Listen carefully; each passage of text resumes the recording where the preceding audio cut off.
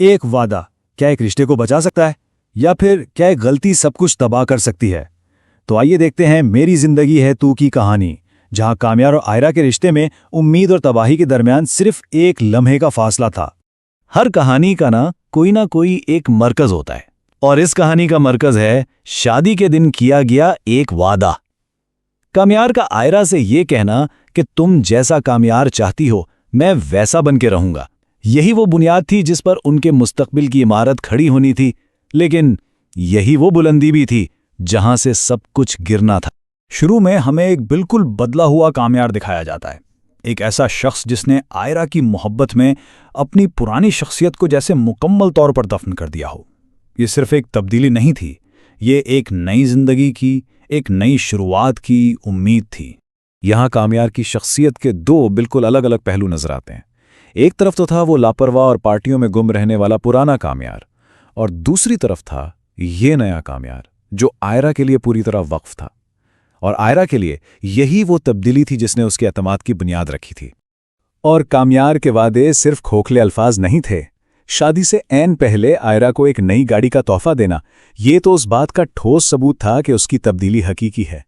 یہ صرف ایک تحفہ نہیں تھا، یہ اس کے وعدوں کا ایک جیتا جاگتا ثبوت تھا جس نے آئرہ کو یقین دلایا کہ نیا کامیار ہی اصل ہے۔ لیکن پھر آتی ہے وہ ایک رات جو اس بظاہر مکمل تبدیلی کے بنیادیں کو ہلا کر رکھ دیتی ہے۔ یہ وہ لمحہ ہے جب احتیاط سے پہنے گئے نقاب میں پہلی گہری دراڑ نمودار ہوتی ہے اور شک کا بیج بویا جاتا ہے۔ تباہی کا آغاز ہوتا ہے ایک غلط فیصلے سے۔ دوستوں کے ساتھ ایک آخری بیچلر پارٹی، وہاں نشہ اس پر اس قدر غالب آ جاتا ہے کہ وہ اپنا کنٹرول کھو بیٹھتا ہے، اور پھر اسی بے خودی کی حالت میں وہ ایک اور بھی بھیانک غلطی کرتا ہے۔ وہ آئرہ کے گھر جانے کی ضد کرتا ہے، جہاں وہ سیدھا اس کے والد کے سامنے جا کھڑا ہوتا ہے، ایک ایسی حالت میں جو کسی بھی باپ کے لیے ناقابل برداشت تھی۔ آئرہ کے والد کے یہ الفاظ صرف ایک وارننگ نہیں تھے، یہ تو جیسے ایک لکیر تھی جو کھینچ دی گئی تھی۔ یہ اس رات کی سنگینی اور آنے والے طوفان کا ایک واضح اشارہ تھا، ایک باپ کی اپنی بیٹی کے مستقبل کے لیے گہری تشویش کا اظہار، جس نے کامیار کی غلطی کے نتائج کو اور بھی سنگین بنا دیا۔ یہاں ایک غلطی پر دوسری اور زیادہ مہلک غلطی کی جاتی ہے۔ اگلے دن جب پریشان آئرہ اس سے پوچھتی ہے تو کامیار سچ کو چھپا لیتا ہے۔ بیماری، زیادہ نیند اور سائلنٹ فون کا بہانہ بنا کر وہ ایک جھوٹ بولتا ہے، اور یہ جھوٹ اس رات کی غلطی سے کہیں زیادہ تباہ کن تھا، کیونکہ اس نے اس اعتماد کی بنیاد کو ہی ختم کر دیا جو اس نے اتنی محنت سے بنایا تھا۔ تو اب ہم پہنچتے ہیں کہانی کے کلائمیکس پر، وہ لمحہ جہاں سب کچھ بکھرنے والا تھا۔ شادی کا دن جو خوشیوں کا موقع ہونا چاہیے تھا، وہ اس جھوٹ کے محل کے گرنے کا سٹیج بن جاتا ہے، سب کے سامنے ایک ذلت آمیز انداز میں۔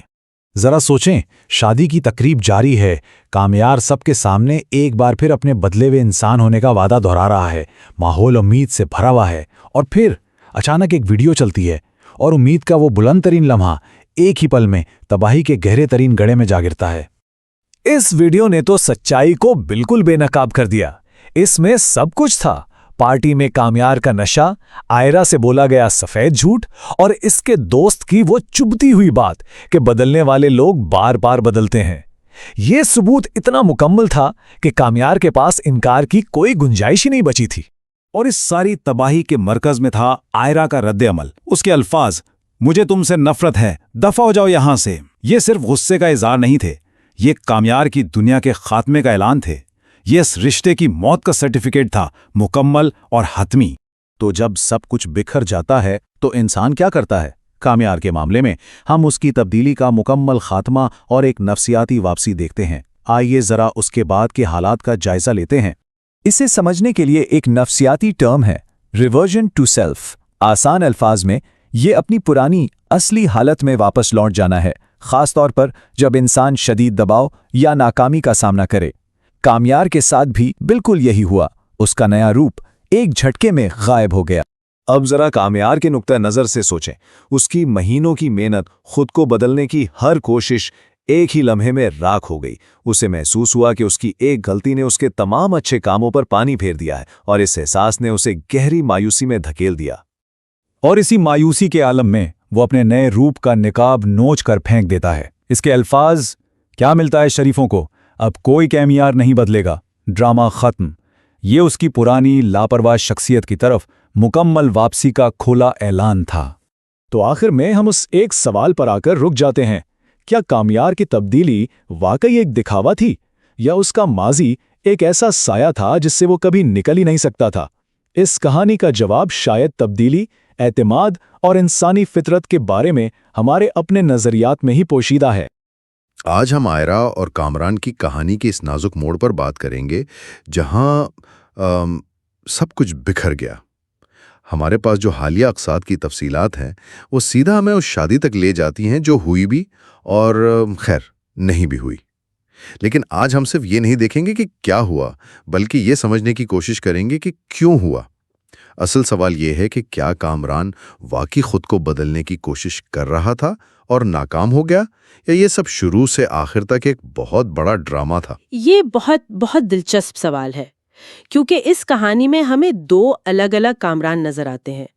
ایک وہ جو آئرہ کے سامنے ہے، جو قسمیں کھاتا ہے، وعدے کرتا ہے، اور ایک آپ کہہ لیں بدلا ہوا انسان ہونے کا دعویٰ کرتا ہے، اور دوسرا وہ کامران ہے جو پردے کے پیچھے ہے، جس کی پرانی عادتیں اس کا پیچھا ہی نہیں چھوڑ رہی۔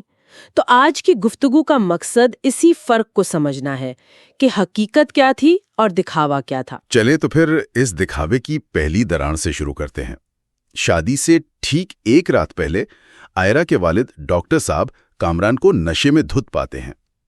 یہ کوئی معمولی بات نہیں تھی۔ کامران ایسی بھیکی باتیں کر رہا تھا کہ وہ سیاسی پارٹی بنائے گا اور ڈاکٹر صاحب اس کے صدر ہوں گے۔ یہ منظر دیکھ کر ڈاکٹر صاحب کے لیے تو ایک بہت بڑی آزمائش کھڑی ہو جاتی ہے۔ بالکل، یہ پہلا اور سب سے بڑا خطرے کا اشارہ ہے، ریڈ فلیگ جسے کہتے ہیں۔ یہ وہ لمحہ ہے جہاں ڈاکٹر صاحب کے سامنے کامران کا اصلی چہرہ آ جاتا ہے۔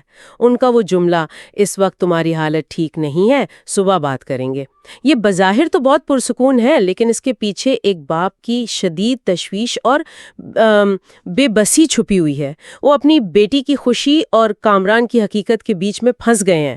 لیکن یہاں ایک سوال پیدا ہوتا ہے۔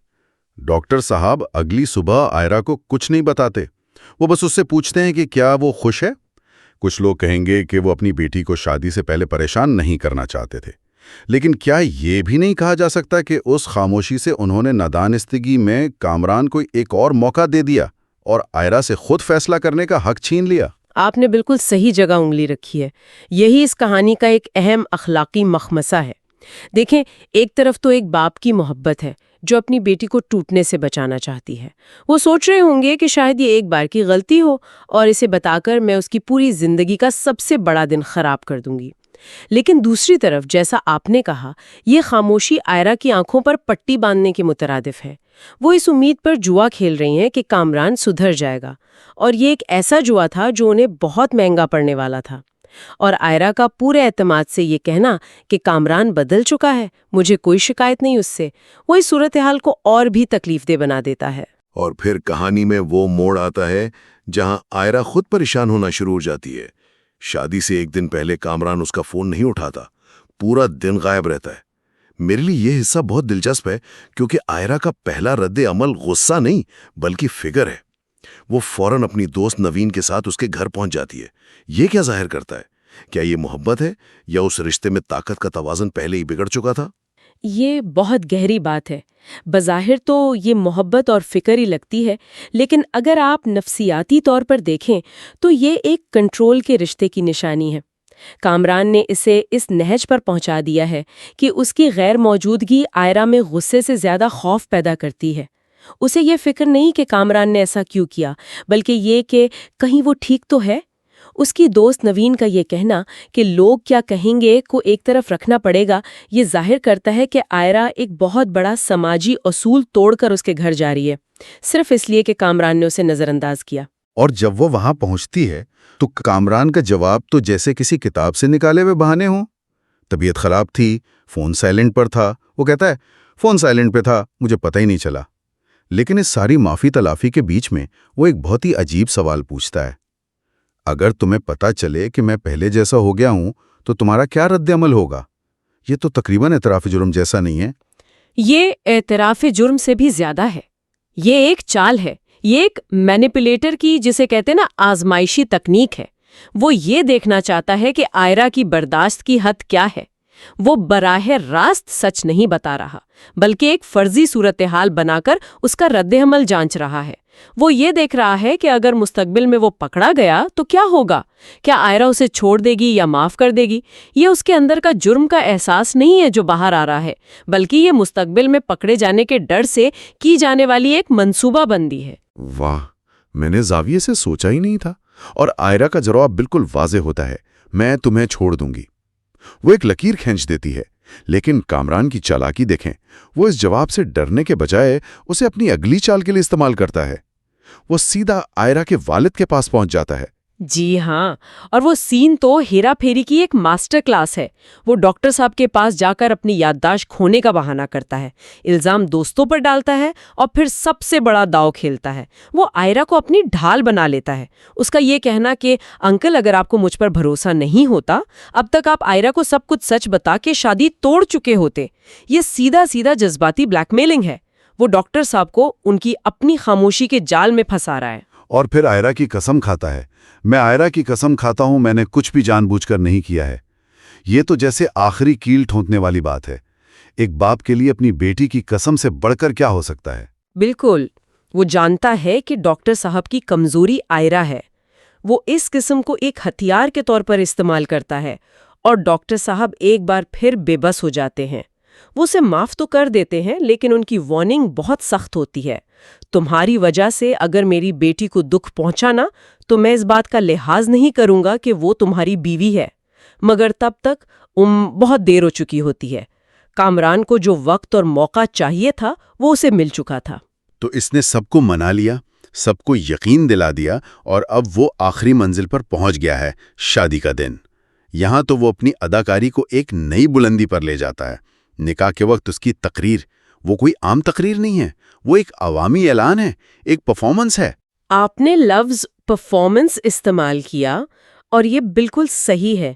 وہ صرف آئرہ سے بات نہیں کر رہا، وہ وہاں موجود ہر شخص کو گواہ بنا رہا ہے۔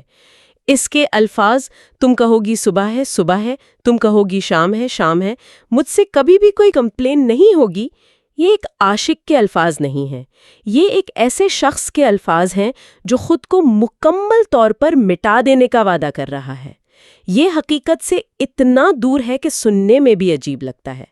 یہ ایک خواب ہے جو وہ سب کو بیچ رہا ہے، اور سب سے تالیاں بجانے کا کہہ کر وہ اس خواب پر سب کی مہر لگوا رہا ہے۔ اور اسی لیے جب حقیقت سامنے آتی ہے تو وہ اتنی زیادہ تباہ کن ہوتی ہے، کیونکہ اس نے امیدوں کو آسمان پر پہنچا دیا تھا۔ جیسے ہی نکاح کے آخری بول ادا ہونے لگتے ہیں، کوئی کہتا ہے ایک سیکنڈ یہ ویڈیو دیکھو ذرا، اور پھر سب کچھ ختم ہو جاتا ہے۔ وہ ویڈیو صرف ایک ثبوت نہیں ہے، وہ کامران کے بنائے ہوئے پورے محل کو ڈائنامائٹ سے اڑانے جیسا ہے۔ بالکل، اس ویڈیو کا عوامی طور پر چلنا بہت اہم ہے۔ یہ صرف آئرہ کا ذاتی دھوکہ نہیں رہتا، یہ ایک عوامی تماشا بن جاتا ہے۔ کامران نے جو نیا کامران کا کردار اتنی محنت سے بنایا تھا وہ سب کے سامنے ذلت امیز طریقے سے ٹوٹ جاتا ہے۔ اب واپسی کا کوئی راستہ نہیں بچتا۔ بصری ثبوت ہر قسم، ہر وعدے اور ہر معافی کو ایک لمحے میں جھوٹا ثابت کر دیتا ہے۔ اس کے بعد کے مناظر تو بہت ہی تکلیف دہ ہیں۔ آئرہ کا دل ٹوٹ چکا ہے اور اس کا غصہ اور درد قابل فہم ہے۔ اس کا وہ جملہ، گھن آتی ہے مجھے تم سے، گھٹیا انسان ہو تم، یہ صرف غصہ نہیں ہے، یہ اس اعتماد کے ٹوٹنے کی آواز ہے جس پر اس نے اپنی پوری زندگی داؤ پر لگا دی تھی۔ اور اس کی خاندان کا اسے یہ کہنا کہ برا خواب سمجھ کر بھول جاؤ بھی بہت دلچسپ ہے۔ یہ تسلی دینے کا ایک عام طریقہ ہے، لیکن آئرہ کا جواب بہت گہرا ہے۔ وہ کہتی ہیں، بھول جاؤں کہ آج میری شادی تھی، بھول جاؤں کہ اس نے مجھے دھوکہ دیا۔ یہ صدمہ کوئی برا خواب نہیں ہے جسے صبح اٹھ کر بھلا دیا جائے، یہ ایک حقیقت ہے جو اس کی زندگی کا حصہ بن چکی ہے، ایک ایسا زخم ہے جو شاید کبھی پوری طرح نہ بھرے۔ لیکن اب آتے ہیں کہانی کے آخری اور شاید سب سے اہم حصے پر، کامران کا رد عمل۔ شادی ٹوٹنے کے بعد وہ کیا کرتا ہے؟ وہ اپنے سابقہ دوست فاریہ کے پاس جاتا ہے اور سارا الزام اس پر ڈال دیتا ہے۔ کہتا ہے تمہاری نظر لگی ہے۔ یہ کیا ہے؟ کیا اسے واقعی لگتا ہے کہ وہ بے قصور ہے؟ یہ اس کے کردار تن نچوڑ ہے۔ ایک نارسسسٹ یا خود پسند شخص کبھی اپنی غلطی تسلیم نہیں کرتا۔ اس کے ذہن میں وہ ہیرو ہے جس کی عظیم کہانی کا المناک انجام ہو گیا۔ وہ خود کو مظلوم سمجھتا ہے۔ اس کا یہ کہنا کہ میں نے بہت مشکل سے خود کی مرمت کی ہے اور ایک جھٹکے میں سب ختم ہو گیا، یہ ظاہر کرتا ہے کہ وہ اپنے عمل کو ایک غلطی کے طور پر نہیں بلکہ ایک بدقسمتی کے طور پر دیکھتا ہے، جس کا ذمہ دار کوئی اور ہے، فاریہ، قسمت، دوست، لیکن وہ خود نہیں۔ تو فاریہ کا جواب بہت کر لیا ڈرامہ ایک طرح سے کہانی کا خلاصہ ہے۔ وہ واحد کردار ہے جو اس کے دکھاوے کو شروع سے دیکھ رہی تھی اور آخر میں اسے آئینہ دکھا دیتی ہے۔ جی، وہ اس کے ڈرامے کی آخری ناظر ہے۔ اور جب کامران کہتا ہے ڈرامہ نہیں کر رہا، تو فاریہ کا جواب سب سے زیادہ طاقتور ہے۔ اب کر بھی نہیں سکتے، ڈرامہ ختم ہو گیا ہے، اور یہ سچ ہے، پردہ گر چکا ہے۔ تو اگر ہم اپنی شروع کی بحث پر واپس آئیں تو یہ سب دیکھ کر کیا لگتا ہے؟ کیا کامران بدلنے کی کوشش کر رہا تھا یا یہ سب ایک پرفارمنس تھی؟ اس کے آخری الفاظ بہت کچھ کہہ جاتے ہیں۔ میرے خیال میں شواہد پرفارمنس کی طرف ہی اشارہ کرتے ہیں۔ حقیقی تبدیلی اندر سے آتی ہے، اور اس کا پہلا قدم اپنی غلطی کو تسلیم کرنا ہوتا ہے۔ کامران نے ایک بار بھی ایسا نہیں کیا۔ اس کی ہر کوشش، ہر معافی کا مقصد صرف آئرہ کو حاصل کرنا تھا، خود کو بہتر بنانا نہیں۔ اس کی تبدیلی ایک لباس کی طرح تھی جو اس نے شادی کے دن تک پہننا تھا، اور جیسے ہی وہ مقصد پورا ہوتا یا خطرے میں پڑتا، وہ لباس اتار پھینکتا۔ اور اس کا آخری جملہ جب وہ فاریہ کے گھر سے نکلتا ہے، ختم شرافت، بھاڑ میں گئی، یہ جیسے اس کا اصل چہرہ ہے جو ماسک کے پیچھے چھپا ہوا تھا۔ وہ یہ نہیں کہہ رہا ہے کہ میں ناکام ہو گیا، وہ کہہ رہا ہے کہ شرافت کا ڈرامہ ہی ختم ہو گیا، اب میں واپس وہی ہوں جو میں تھا۔ بالکل، وہ ماسک اتر گیا ہے، اور یہ ہمیں ایک بہت ہی اہم اور شاید کچھ لوگوں کے لیے ایک بے چین کر دینے والی سوچ پر چھوڑ جاتا ہے۔ یہ کہانی صرف کامران اور آئرہ کی نہیں ہے، یہ ہمیں معافی اور دوسرے موقعوں کی نوعیت کے بارے میں سوچنے پر مجبور کرتی ہے۔ تو پھر آخری سوال یہ بنتا ہے کہ جب ہم کسی کو دوسرا موقع دیتے ہیں، خاص طور پر جب ہم ان سے محبت کرتے ہیں، تو ہم کیسے جانیں کہ ان کی تبدیلی حقیقی ہے یا صرف ایک اچھی پرفارمنس؟ کیا کوئی ایسا طریقہ ہے جس سے سچ اور ڈرامے میں فرق کیا جا سکے، یا یہ ہمیشہ ایک جوائی رہے گا؟ آج ہمارے سامنے ایک ڈرامہ اسکرپٹ ہے جو کامیار اور آئرہ کی کہانی سناتا ہے، محبت، خود کو بدلنے کی ایک کوشش، اور پھر شادی کے دن ایک بہت بڑا دھوکہ۔ بالکل، اور اس میں ایک بہت مضبوط ڈرامائی بنیاد ہے۔ ایک شخص جو اپنی محبت کے لیے بدلنے کی کوشش کرتا ہے، لیکن اس کا ماضی عین اسی وقت سامنے آ جاتا ہے جب وہ اپنی نئی زندگی شروع کرنے والا ہوتا ہے۔ یہ کلاسک آئیڈیا ہے۔ ہاں، اور اسی آئیڈیا پر بات کرتے ہوئے مجھے لگتا ہے کہ ہمیں سب سے پہلے کرداروں کی گہرائی پر بات کرنی چاہیے، خاص طور پر کامیار، جو کہانی کا مرکز ہے۔ صحیح۔ اسکرپٹ میں دکھایا گیا ہے کہ وہ آئرہ کے لیے بدلتا ہے، لیکن یہ تبدیلی مجھے تھوڑی کھوکھلی محسوس ہوئی۔ آپ کا کیا خیال ہے؟ آپ نے بالکل صحیح جگہ سے پکڑا ہے۔ پہلا بڑا مسئلہ یہی ہے کہ کرداروں کے فیصلوں کے پیچھے کی وجوہات اتنی مضبوط نہیں ہیں کہ ان پر یقین کیا جا سکے۔ اچھا۔ مسئلہ یہ ہے کہ کامیار کی تبدیلی ایک اندرونی خواہش سے زیادہ ایک بیرونی ضرورت لگتی ہے۔ وہ اس لیے نہیں بدل رہا کہ اسے اپنی پرانی زندگی سے کوئی نفرت ہے، بلکہ اس لیے کہ آئرہ کو پانے کی یہ ایک شرط ہے۔ تو جب وہ لڑکھڑاتا ہے تو ہمیں حیرت نہیں ہوتی، کیونکہ اس کی بنیاد ہی کمزور تھی۔ ہمیں اس کی اندرونی کشمکش نظر نہیں آتی۔ وہ جد و جہد غائب ہے نا؟ بالکل، وہ جد و جہد کہاں ہے جب اس کے دوست اسے پرانی زندگی کی طرف کھینچ رہے ہوتے ہیں؟ وہ اندرونی جنگ جو ہر اس شخص کو لڑنی پڑتی ہے جو واقعی بدلنا چاہتا ہے، وہ اسکرپٹ میں موجود نہیں ہے۔ صحیح کہا، یہ ایسا ہے جیسے ہم نے صرف نتیجہ دیکھا، وہ بدل گیا، لیکن اس کے پیچھے کا جو مشکل سفر تھا وہ نہیں دیکھا۔ ہاں، اور میرے خیال میں یہی مسئلہ آئرہ کے والد کے کردار میں بھی نظر آتا ہے۔ ہاں بالکل۔ ایک باپ کو پتہ چلتا ہے کہ اس کا ہونے والا داماد شادی سے کچھ دن پہلے نشے میں دھت تھا، اور وہ اپنی بیٹی کو نہیں بتاتا۔ یہ فیصلہ ہضم کرنا بہت مشکل ہے۔ بہت مشکل۔ یہ کہانی کو آگے بڑھانے کے لیے ایک سہولت تو ہے، لیکن کردار کے نقطہ نظر سے دیکھیں تو یہ غیر منطقی لگتا ہے۔ کیوں کرے گا کوئی باپ ایسا؟ وہی تو، ایک باپ اپنی بیٹی کی زندگی کا اتنا بڑا خطرہ مول کیوں لے گا؟ کیا وہ کامیار پر اتنا بھروسہ کرتا ہے؟ اگر ہاں، تو ہمیں یہ بھروسہ بنتے ہوئے کیوں نہیں دکھایا گیا؟ صحیح۔ اس کی وجہ سے والد کا کردار ایک محبت کرنے والے باپ کے بجائے کہانی کا ایک موہرا لگتا ہے، جسے لکھاری نے اپنی مرضی سے استعمال کیا تاکہ بس کلائمیکس تک پہنچا جا سکے۔ تو پھر اس کو بہتر کیسے بنایا جا سکتا ہے؟ ہم ان کرداروں کے فیصلوں کو زیادہ حقیقی اور قابل یقین کیسے بنا سکتے ہیں؟ میرے خیال میں اس کا حل ان کی اندرونی کشمکش کو اسکرین پر دکھانے میں ہے۔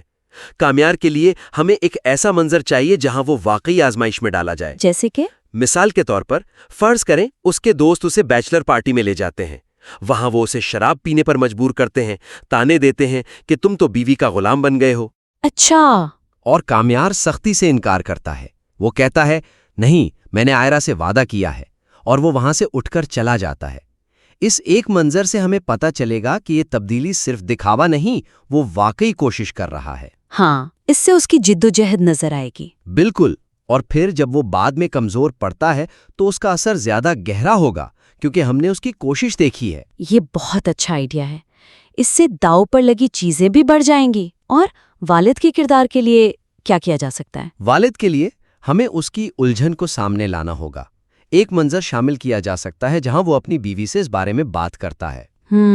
وہ کہتا ہے مجھے کامیار کی غلطی کے بارے میں پتا ہے، اگر میں آئرا کو بتاتا ہوں تو اس کی خوشی، اس کا خواب ٹوٹ جائے گا، اور اگر نہیں بتاتا تو مجھے ڈر ہے کہ میں اس کا مستقبل داؤ پر لگا رہا ہوں، میں کیا کروں؟ یہ بہت حقیقی لگے گا۔ تمہاری سچائی تمہاری آنکھوں میں دیکھ سکتا ہوں، لیکن اگر تم نے میری بیٹی کو دھوکہ دیا تو میں تمہیں نہیں چھوڑوں گا۔ واہ، اس سے اس کا فیصلہ کمزوری کے بجائے ایک حساب شدہ خطرہ لگے گا جو ایک باپ شاید اپنی بیٹی کی خوشی کے لیے لے لے۔ یہ تبدیلیاں ان کرداروں کو تین جہتی بنا دیں گی۔ ان کے فیصلے اتفاقی نہیں بلکہ ان کی شخصیت اور حالات کا نتیجہ لگیں گے۔ بالکل۔ کرداروں کے فیصلوں کو مضبوط بنانا کہانی کی بنیاد کو مضبوط کرتا ہے، اور یہی بنیاد ہمیں کہانی کے سب سے بڑے لمحے یعنی کلائمیکس تک لے جاتی ہے، جہاں مجھے لگتا ہے کہ ایک اور مسئلہ ہے۔ آپ شادی کے دن چلنے والی ویڈیو کی بات کر رہی ہیں؟ بالکل، وہ ایک بہت طاقتور لمحہ ہے، لیکن جس طرح وہ سامنے آتی ہے وہ تھوڑا اچانک اور اتفاقی لگتا ہے۔ اسے دوسرا بڑا نقطہ سامنے آتا ہے۔ کہانی کا کلائمیکس ایک منطقی نتیجے کے بجائے ایک اتفاقی واقعہ محسوس ہوتا ہے۔ ہاں، یہ ڈیوس ایکس مشینہ کی ایک کلاسک مثال ہے۔ یعنی کہانی کا مسئلہ حل کرنے کے لیے اچانک باہر سے کوئی ایسی چیز آ جاتی ہے جس کی پہلے سے کوئی بنیاد نہیں رکھی گئی تھی۔ اسکرپٹ میں نکاح کے عین وقت پر ایک سکرین آن ہوتی ہے اور کامیار کی ویڈیو چل جاتی ہے۔ ہاں، لیکن سوال یہ ہے کہ یہ ویڈیو کس نے بنائی، کس نے چلائی، اور سب سے اہم کیوں؟ ان سوالوں کے جواب کے بغیر کامیار کی بربادی اس کی اپنی غلطی کا نتیجہ نہیں لگتی بلکہ بری قسمت کا نتیجہ لگتی ہے۔ اچھا، یعنی ایسا لگتا ہے کہ کائنات اس کے خلاف سازش کر رہی ہے۔ بالکل۔ تو آپ کہہ رہی ہیں کہ اس کی تباہی کا ذمہ دار اسے خود ہونا چاہیے، نہ کہ حالات کو؟ ہاں، میرا یہی مطلب ہے۔ ایک اچھی کہانی میں کردار اپنے اعمال کے نتائج بھگتتے ہیں۔ اگر ویڈیو چلانے والا کوئی بے نام شخص ہے تو اس کا کوئی ذاتی اثر نہیں ہوتا۔ صحیح۔ لیکن سوچیں، اگر یہ کام کسی ایسے کردار نے کیا ہو جسے ہم پہلے سے جانتے ہیں، کوئی ایسا شخص جس کے پاس کامیار یا آئرا سے بدلہ لینے کی کوئی وجہ ہو، اس سے فوری طور پر کہانی میں ذاتی داؤ پیچ بڑھ جاتے ہیں۔ بالکل، کلائمیکس اب ایک اتفاق نہیں بلکہ ایک سوچا سمجھا حملہ بن جاتا ہے۔ یہ بہت دلچسپ ہے۔ تو آپ کے خیال میں یہ کردار کون ہو سکتا ہے؟ اسکرپٹ میں ایک چھوٹا سا اشارہ موجود ہے۔ کہانی کے آخر میں جب سب کچھ ختم ہو جاتا ہے تو کامیار اپنی ایک پرانی دوست فاریہ سے ملتا ہے۔ ہاں، جو اسے تسلی دیتی ہے۔ کیا ہو اگر یہی فاریہ اس سب کے پیچھے ہو؟ فرض کریں کہ وہ ہمیشہ سے کامیار کو پسند کرتی تھی اور آئرا سے حسد کرتی تھی۔ اچھا۔ وہ اس بیچلر پارٹی میں موجود تھی اور اس نے جان بوجھ کر کامیار کو نشے میں دھت کر کے اس کی ویڈیو بنائی۔ یہ تو کہانی کا رخ ہی بدل دے گا۔ یہی تو مقصد ہے۔ اب دیکھیں، جب فاریہ آخر میں کامیار سے کہتی ہے کہ جو تم چاہتی ہو وہ ہو جاتا ہے، تو یہ جملہ اب تسلی کا نہیں بلکہ جرم کے ایک سرد اعتراف کا جملہ لگے گا۔ بالکل، ناظرین کو احساس ہوگا کہ اصل مجرم ان کے سامنے بیٹھا ہے۔ واہ، اس ایک تبدیلی سے کلائمیکس نہ صرف زیادہ منطقی ہو جاتا ہے بلکہ کہانی میں دھوکہ دہی کی ایک اور پرت بھی شامل ہو جاتی ہے۔ ہاں، یہ اب صرف کامیار کے جھوٹ کی کہانی نہیں بلکہ اس کے دوست کی غداری کی کہانی بھی بن جاتی ہے۔ مجھے یہ آئیڈیا بہت پسند آیا۔ اس طرح کلائمیکس کو کرداروں سے جوڑنے سے کہانی کا مرکزی خیال بھی زیادہ گہرا ہو جاتا ہے۔ بالکل، اور مرکزی خیال کی بات کریں تو مجھے لگتا ہے کہ اسکرپٹ کیا انسان بدل سکتا ہے جیسے بڑے سوال کو تھوڑا جلد بازی میں نمٹا دیتا ہے۔ ہاں، اور یہ ہمیں ہمارے تیسرے اور آخری نقطے پر لاتا ہے۔ آپ کا مطلب ہے کہ کہانی کا پیغام تھوڑا سادہ ہے؟ ہاں، تیسرا نقطہ یہ ہے کہ کہانی تبدیلی اور معافی جیسے پیچیدہ موضوعات کو گہرائی سے کھوجنے کا موقع ضائع کر دیتی ہے۔ اچھا، اس کی وضاحت کریں۔ جب کامیار کی حقیقت سامنے آتی ہے تو وہ تقریباً فوراً ہار مان لیتا ہے۔ وہ کہتا ہے شرافت بھاڑ میں گئی اور اپنی پرانی زندگی میں واپس چلا جاتا ہے۔ اور آئرہ بھی فوراً اس نے اپنی زندگی سے نکال دیتی ہے۔ بالکل، یہ حد عمل بہت صاف اور سیدھا ہے، سیاہ اور سفید۔ لیکن حقیقی زندگی اتنی سادہ نہیں ہوتی ہے نا؟ تبدیلی ایک لمبا اور تکلیف دہ عمل ہے جس میں لوگ گرتے ہیں اور پھر اٹھنے کی کوشش کرتے ہیں۔ تو آپ کہہ رہی ہیں کہ کامیار کا اتنی جلدی ہار مان لینا اس کے کردار کی اس پوری جدوجہد کو کمزور کر دیتا ہے جو اس نے کی تھی۔ بالکل، یہ پیغام دیتا ہے کہ اگر آپ ایک بار ناکام ہو گئے تو کھیل ختم۔ لیکن زیادہ دلچسپ سوال تو یہ ہے کہ ناکامی کے بعد کیا ہوتا ہے؟ کیا سچی توبہ ممکن ہے؟ کیا معافی مل سکتی ہے؟ ہاں، اسکرپٹ ان سوالات کو چھوتا تو ہے لیکن پھر انہیں بغیر کھوجے چھوڑ دیتا ہے۔ اس سے کہانی کا اثر کم ہو جاتا ہے۔ یہ ایک ڈرامائی واقعہ تو بن جاتا ہے لیکن ایک فکر انگیز کہانی نہیں بن پاتا۔ تو کہانی کے اختتام کو زیادہ فکر انگیز اور پیچیدہ کیسے بنایا جائے؟ کیا کامیار اور آئرہ کو آخر میں مل جانا چاہیے؟ ضروری نہیں کہ وہ مل جائیں، لیکن ان کے سفر کو زیادہ پیچیدہ بنایا جا سکتا ہے۔ ٹھیک ہے۔ مثال کے طور پر کامیار فوراً ہار ماننے کے بجائے اپنی غلطی کی سنگینی کا سامنا کرے۔ وہ کچھ وقت تنہائی میں گزارے، یہ سمجھنے کی کوشش کرے کہ اس کا اصل گناہ شراب پینا نہیں تھا بلکہ اس شخص سے جھوٹ بولنا تھا جس سے وہ محبت کرتا ہے۔ وہ آئرہ سے معافی مانگنے کی کوشش کرے، یہ جانتے ہوئے بھی کہ شاید وہ معاف نہ کرے۔ یہ تبدیلی کے عمل کو زیادہ حقیقی دکھائے گا۔ یہ ایک منزل نہیں بلکہ ایک مسلسل جدوجہد ہے۔ اور آئرہ کے کردار کا کیا؟ کیا وہ صرف ایک مظلوم کردار ہی رہے گی؟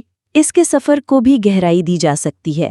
سوچیں اگر کچھ عرصے بعد آئرہ کو اپنے والد سے پتہ چلے کہ وہ اس رات کے بارے میں پہلے سے جانتے تھے لیکن انہوں نے اسے نہیں بتایا۔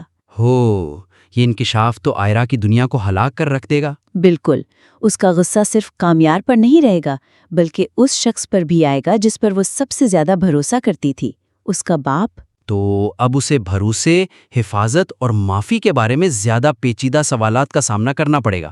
ہاں، کیا باپ کا جھوٹ قابل معافی ہے کیونکہ وہ اس کی خوشی چاہتا تھا؟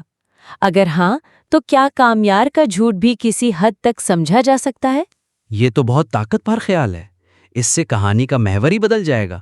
یہ صرف ایک لڑکے کی غلطی کی کہانی نہیں رہے گی۔ بالکل، بلکہ بھروسے اور انسانی کمزوری کی ایک پیچیدہ داستان بن جائے گی۔ بالکل، اس سے ناظرین کو کوئی آسان جواب نہیں ملے گا۔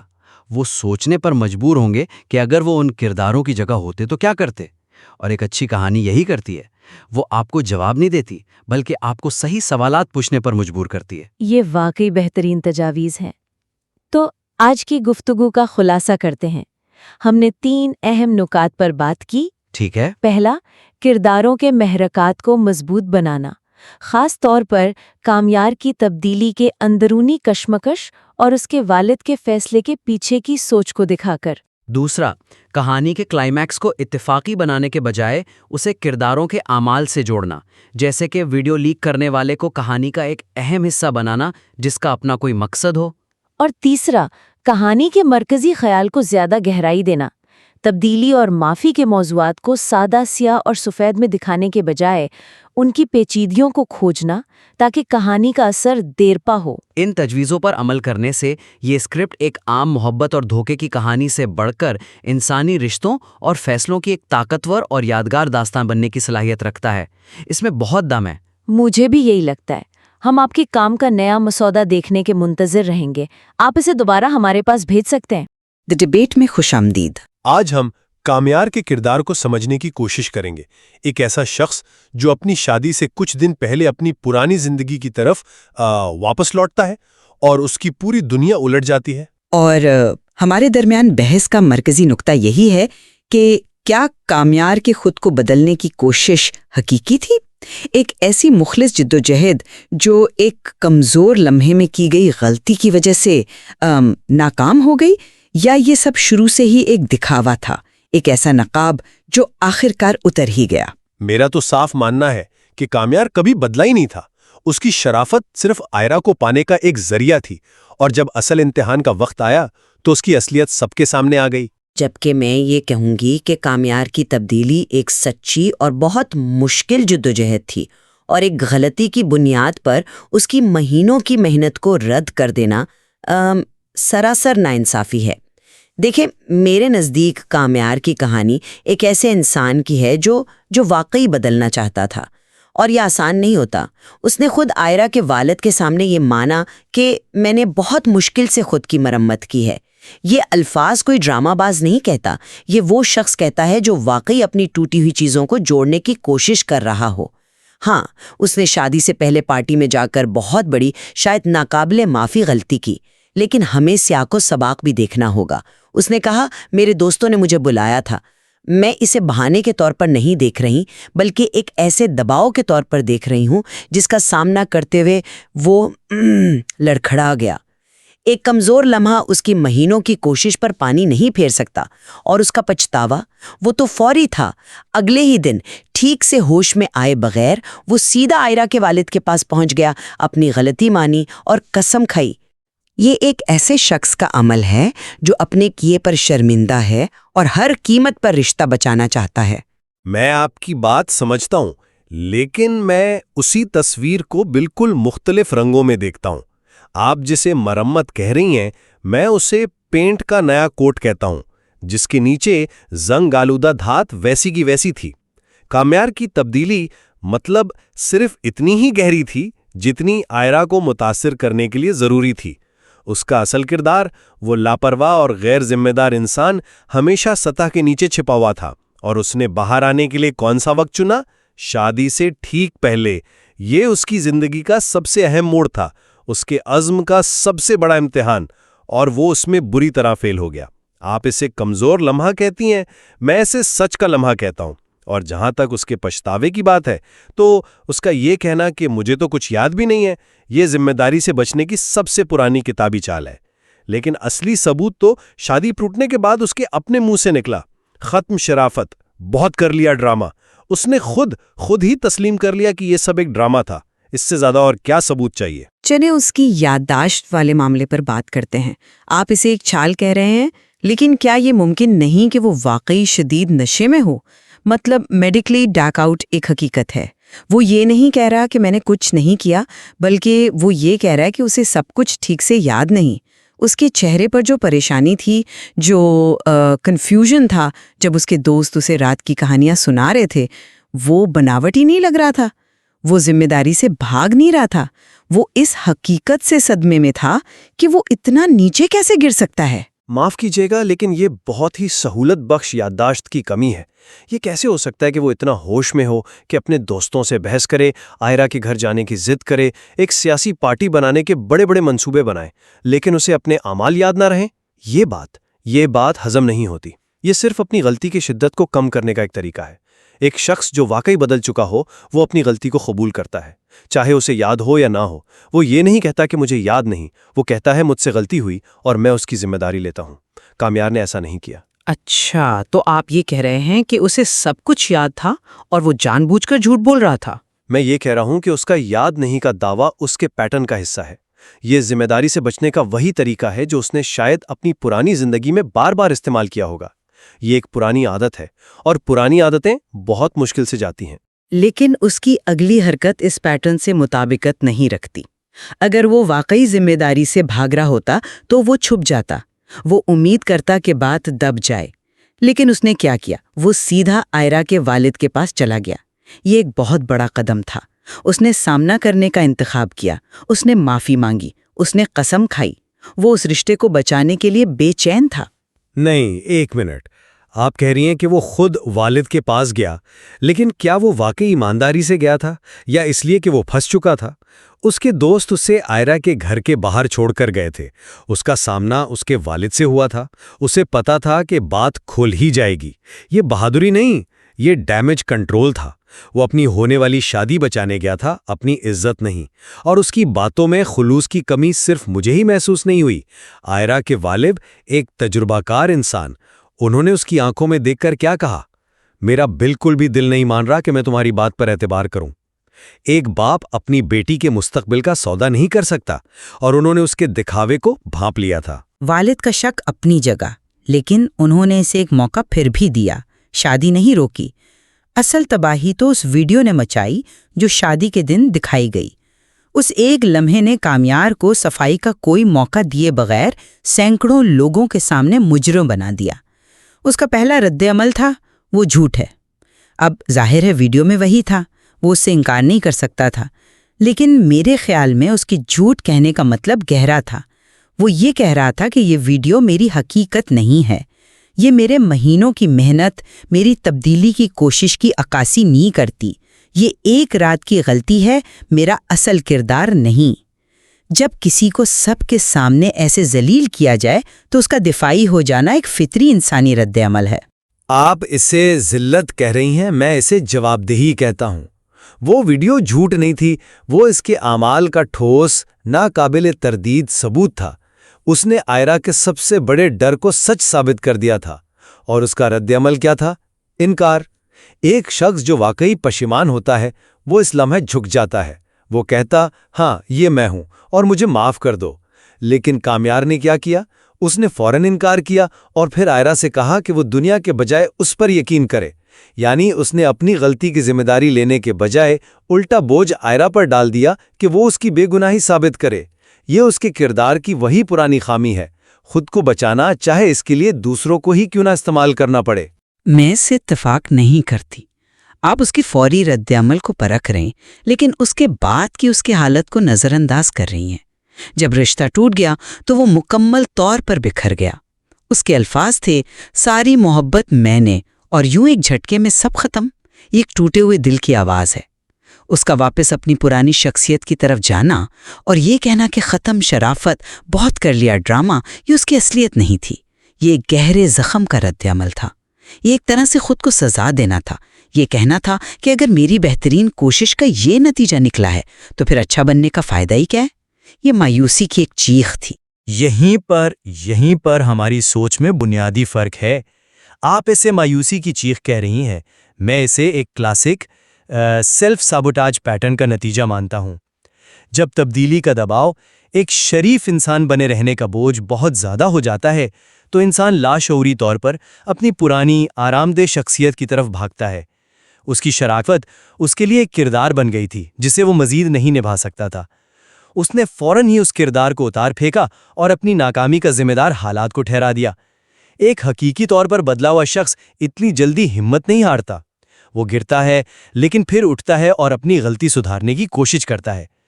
وہ یہ نہیں کہتا کہ مجھ سے غلطی ہوئی، میں آئرا کو مناؤں گا، میں اسے واپس جیتوں گا۔ نہیں، اس نے کہا بہت ہو گیا ڈرامہ۔ اس سے صاف ظاہر ہے کہ اس کی تبدیلی کی بنیاد ریت پر کھڑی تھی، جو صرف آئرا کی منظوری پر ٹکی تھی۔ جیسے ہی وہ منظوری ہٹی، پوری عمارت گر گئی۔ اسے حقیقی تبدیلی نہیں، موقع پرستی کہتے ہیں۔ لیکن کیا انسان اتنا سادہ ہوتا ہے؟ کیا یہ ممکن نہیں کہ وہ دونوں چیزیں ایک ساتھ محسوس کر رہا ہو؟ حقیقی محبت بھی اور اپنی پرانی زندگی کی کشش بھی؟ اس کی جدوجہد اسی تضاد کی کہانی ہے۔ اس نے ایک بہتر انسان بننے کی کوشش کی اور وہ اس میں ناکام رہا، لیکن کوشش کا مطلب یہ تو نہیں کہ وہ مخلص نہیں تھا۔ شاید اسے ایک اور موقع ملنا چاہیے تھا، ایک ایسا موقع جہاں اسے سرعام ذلیل نہ کیا جاتا بلکہ اسے اپنی بات رکھنے کا موقع ملتا۔ اور وہ موقع اسے کب ملتا؟ شادی کے بعد، جب وہ دوبارہ وہی غلطی کرتا۔ اعتبار شیشے کی طرح ہوتا ہے، ایک بار ٹوٹ جائے تو جڑنا بہت مشکل ہے۔ کامیار نے آئرا کا اعتبار سب سے اہم، سب سے نازک موقع پر توڑا۔ محبت اپنی جگہ ہے، لیکن ایک مستحکم مستقبل کے لیے صرف محبت کافی نہیں ہوتی، بھروسہ بھی چاہیے، اور کامیار نے یہ ثابت کر دیا کہ وہ اس قابل نہیں ہے۔ آئرا اور اس کے والد کا فیصلہ سخت تھا، لیکن میرے خیال میں وہ اپنی جگہ بالکل درست تھے۔ انہوں نے ایک ایسے مستقبل کے درد سے خود کو بچا لیا جو تقریباً یقینی تھا۔ آخر میں اپنی بات پر قائم ہوں کہ کامیار کی کہانی ایک نامکمل انسان کی بہتر بننے کی حقیقی کوشش کی داستان ہے۔ اس کی مہینوں کی جدوجہد کو ایک رات کی غلطی کی وجہ سے مکمل طور پر رد نہیں کیا جا سکتا۔ ہم سب غلطیاں کرتے ہیں اور بعض اوقات ہم بہت بری طرح گرتے ہیں۔ اس کا مطلب یہ نہیں کہ ہماری اٹھنے کی کوشش جھوٹی تھی۔ شاید اگر اسے تھوڑی ہمدردی ملتی تو نتیجہ کچھ اور ہوتا۔ اور میں اس نتیجے پر پہنچا ہوں کہ کامیار کی کہانی ہمیں یہ سکھاتی ہے کہ اعتبار عمل سے کمایا جاتا ہے، وعدوں یا الفاظ سے نہیں۔ الفاظ بہت آسان ہوتے ہیں، لیکن اصل امتحان کردار کا تب ہوتا ہے جب آپ پر کوئی دباؤ آتا ہے۔ کامیار اس امتحان میں ناکام ہوا۔ اس نے ثابت کیا کہ اس کا نیا ورژن صرف ایک عارضی ڈھونگ تھا۔ اصل انسان وہی تھا جسے اس نے پیچھے چھوڑنے کا دعویٰ کیا تھا۔ آئرا اور اس کے والد کا فیصلہ تکلیف دہ ضرور تھا، مگر میرے نزدیک مستقبل کو محفوظ بنانے کے لیے ضروری اور صحیح تھا۔ تو یہ معاملہ ہمیں اس پیچیدہ سوال پر لا کھڑا کرتا ہے کہ ہم کسی کی تبدیلی پر کتنا اور کب تک بھروسہ کر سکتے ہیں۔ کیا ایک غلطی واقعی ماضی کی تمام کوششوں کو بے معنی کر دیتی ہے؟ یا پھر وہ ایک غلطی ہی کردار کی اس چھپی ہوئی حقیقت کو بے نقاب کر دیتی ہے جو ہمیشہ سے موجود تھی؟ بلا شبہ اس مواد میں ان سوالات پر مزید غور کرنے کی بہت گنجائش ہے۔